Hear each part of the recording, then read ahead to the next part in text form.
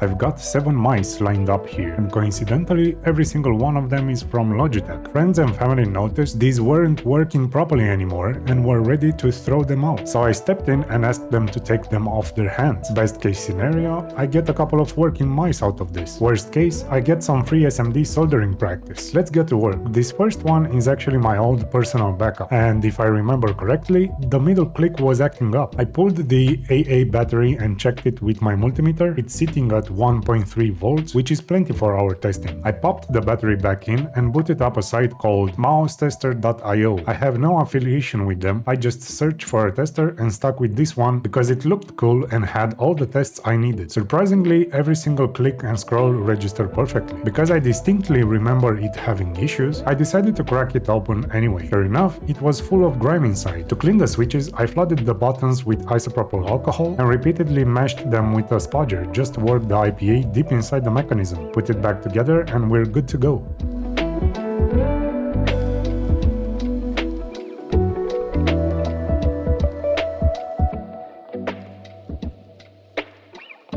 Moving on to this red one, it rattles, the logo is almost completely faded, and it has this massive stain right on the left click. Testing it revealed that it was missing left and middle clicks constantly. I stripped it down completely, taking out the motherboard to scrub everything with IPA, a toothbrush and some Q-tips.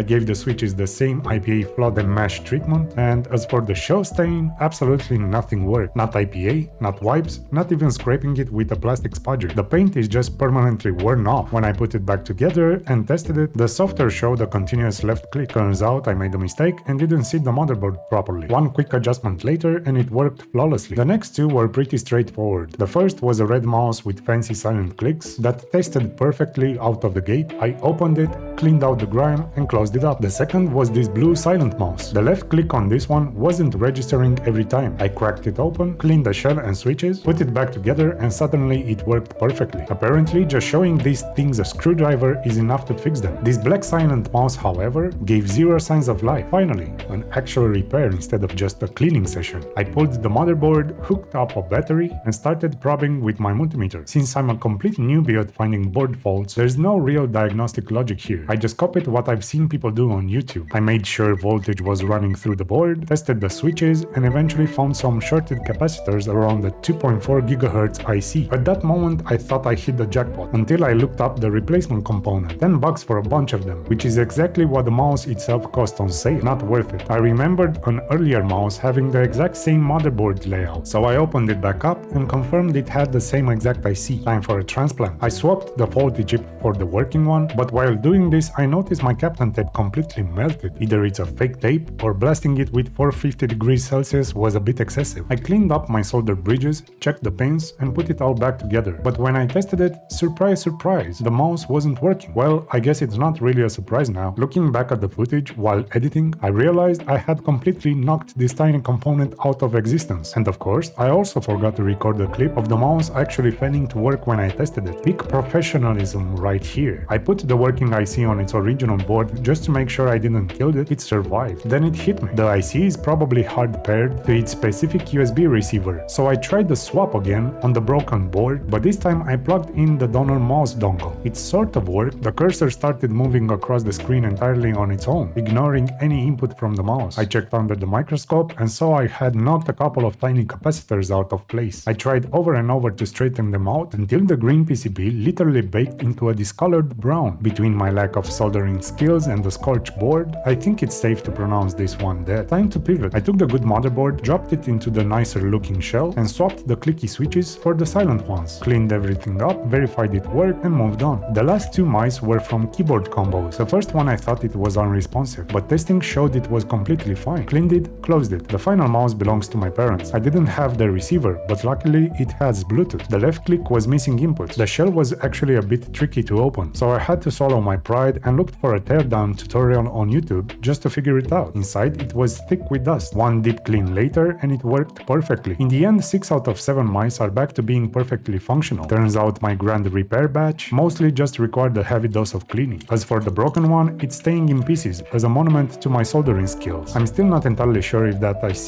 was the original problem or if I just killed the motherboard myself by knocking off tiny components and roasting the PCB. Let's be honest, it was definitely me. Leave a comment with the best guess on what I actually did wrong here. See you next time!